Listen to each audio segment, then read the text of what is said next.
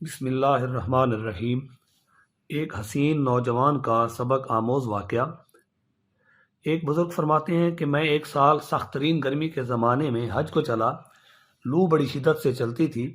ایک دن جب میں وسط حجاز میں پہنچا تو اتفاقاً قافلہ سے بچھڑ گیا اور مجھے کچھ غنودگی سی آ گئی۔ دفتن آنکھ جو کھلی تو اس جنگل بیابان میں ایک آدمی نظر آیا تو میں جلدی اس کی طرف چلا تو دیکھا ایک کم سے لڑکا تھا جس کی داڑھی بھی نہ نکلی تھی اور اس قدر حسین کہ گویا 14ویں رات کا چاند ہے، بلکہ دوپہر کے سورج سے اس پر ناز و نعمت کے کرشمے چمک رہے ہیں۔ میں نے اس کو سلام کیا۔ اس نے کہا، ابراہیم، وعلیکم السلام۔ میرا نام لینے پر مجھے انتہائی حیرت ہوئی اور مجھ سے سکوت نہ ہو سکا۔ میں نے بڑے تعجب سے پوچھا کہ صاحبزادے، تجھے میرا نام کس طرح معلوم ہوا؟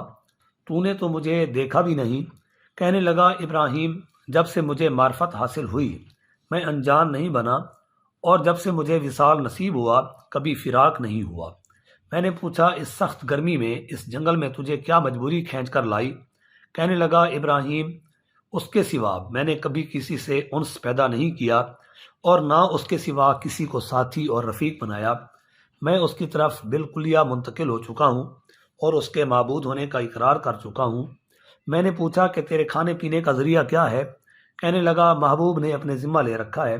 میں نے کہا، خدا کی قسم، مجھے ان عوارض کی وجہ سے جو میں نے ذکر کیے تیری جان کے ہلاک ہونے کا اندیشہ ہے۔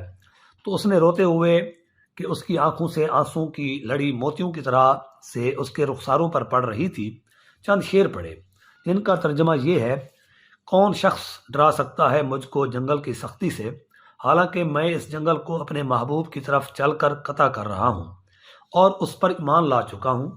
مجھ کو بے چین کر رہا ہے اور شوق ابھارے لیے جاتا ہے، اور اللہ کا چاہنے والا کبھی کسی آدمی سے نہیں ڈر سکتا۔ اگر مجھے بھوک لگے گی تو اللہ کا ذکر میرا پیٹ بھرے گا اور اللہ کی حمد کی وجہ سے میں پیاسا نہیں ہو سکتا، اور اگر میں ضعیف ہوں تو اس کا عشق مجھے حجاز سے خراسان تک یعنی یورپ سے پچھم تک لے جا سکتا ہے۔ تو میرے بچپن کی وجہ سے مجھے حقیر سمجھتا ہے۔ اپنی ملامت کو چھوڑ، جو ہونا تھا ہو چکا۔ میں نے پوچھا، تجھے خدا کی قسم اپنی صحیح عمر بتا کیا ہے؟ کہنے لگا، تو نے بڑی سخت قسم مجھے دے دی جو میرے نزدیک بہت ہی بڑی ہے۔ میری عمر 12 برس کی ہے۔ پھر وہ کہنے لگا، ابراہیم، تجھے میری عمر پوچھنے کی کیا ضرورت پیش آئی؟ میں نے کہا، مجھے تیری باتوں نے حیرت میں ڈال دیا۔ کہنے لگا، اللہ کا شکر ہے، اس نے بہت نعمتیں عطا فرمائیں، اور اللہ کا فضل ہے کہ اس نے اپنے بہت سے مومن بندوں سے افضل بنایا۔ ابراہیم کہتے ہیں کہ مجھے اس کے حسن صورت، حسن سیرت اور شیریں کلام پر بڑا تعجب ہوا۔ میں نے کہا، سبحان اللہ، حق تعالی شانہ نے کیسی کیسی صورتیں بنائی ہیں۔ اس نے تھوڑی دیر نیچے کو سر جھکا لیا، پھر اوپر کی طرف نظر اٹھا کر بہت ترچھی اور کڑوی نگاہ سے مجھے دیکھا اور چند شعر پڑھے جن کا ترجمہ یہ ہے: اگر میری سزا جہنم ہو تو میرے لیے ہلاکت ہے، اس وقت میری یہ رونق اور خوبصورتی کیا بنائے گی؟ اس وقت میری ساری خوبیوں کو عذاب عیبدار بنا دے گا اور جہنم میں طویل عرصہ تک رونا پڑے گا۔ اور جبار جل جلالہ یہ فرمائے گا، او بدترین غلام، تو میرے نافرمانوں میں ہے، تو نے دنیا میں میرا مقابلہ کیا، میری حکم عدولی کی، تو میرے عہد و پیمان کو جو ازل میں ہوئے تھے بھول گیا تھا، یا میری قیامت کی ملاقات کو بھول گیا تھا۔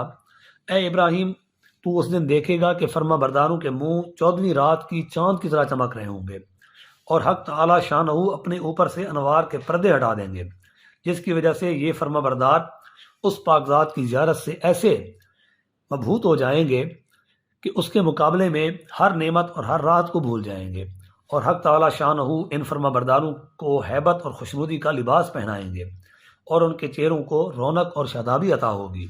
یہ اشعار پڑھ کر کہنے لگا، اے ابراہیم، مہجور وہ ہے جو دوست سے منقطع ہو گیا، اور وصال اس کو حاصل ہے جس نے اللہ تعالیٰ کی اطاعت سے وافر حصہ لیا۔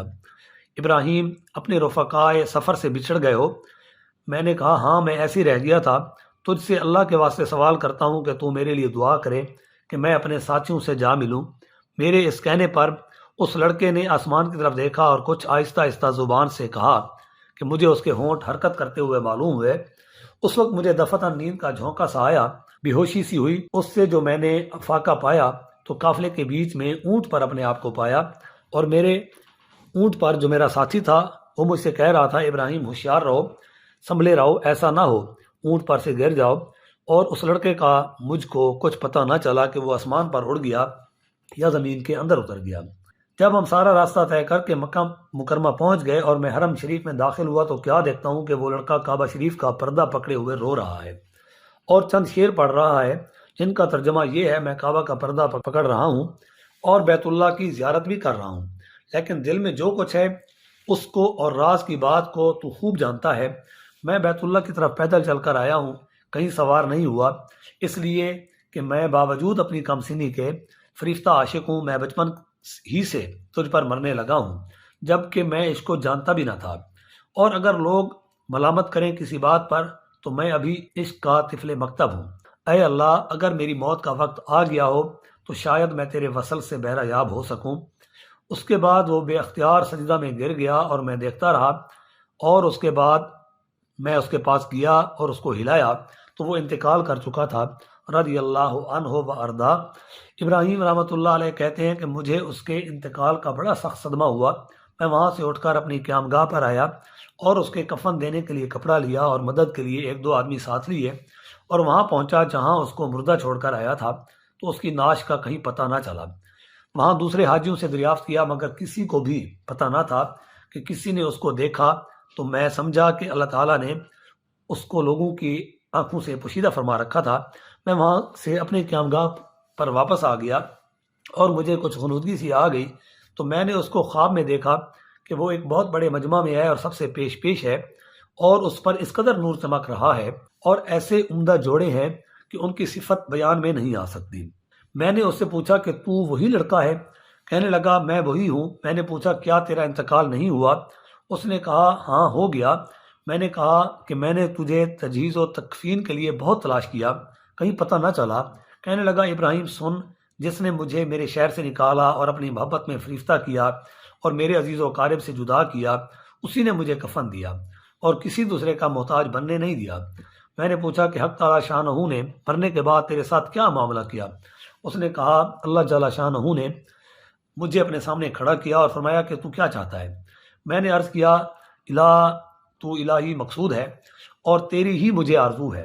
فرمایا کہ بے شک تو میرا سچا بندہ ہے اور جو تو مانگے اس کے لیے کوئی رکاوٹ نہیں۔ میں نے عرض کیا کہ میں یہ چاہتا ہوں کہ میرے زمانے کے تمام آدمیوں میں میری سفارش قبول فرما لے۔ ارشاد ہوا کہ ان سب کے بارے میں تیری سفارش مقبول ہے۔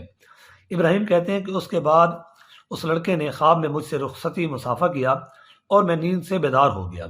میں نے حج کے جو ارکان باقی تھے وہ پورے کیے، مگر اس لڑکے کی یاد سے اور اس کے رنج سے میرے دل کو قرار نہ تھا۔ میں حج سے فارغ ہو کر واپس ہوا، لیکن حالت یہ تھی کہ راستہ میں سارے قافلہ والے یہ کہتے تھے کہ ابراہیم تیرے ہاتھ کی مہک سے ہر شخص حیران ہے کہ کیسی خوشبو آ رہی ہے، اور اس واقعہ کی نقل کرنے والے کہتے ہیں کہ مرنے تک ابراہیم رحمۃ اللہ علیہ کے ہاتھوں میں سے وہ خوشبو آتی رہی۔ حاصل بے شک جو اللہ کی محبت میں ڈوب جاتا ہے اس کی کیفیت ایسی ہی ہو جاتی ہے، اور یقیناً اصل چیز تو اللہ اور اس کے رسول کی محبت ہی ہے۔ خوش نصیب ہے وہ مسلمان جو اللہ اور اس کے رسول کی محبت میں ڈوب کر زندگی گزارے۔ دعا ہے کہ اللہ تعالی ہمیں بھی اپنی حقیقی محبت نصیب فرمائے، آمین یا رب العالمین۔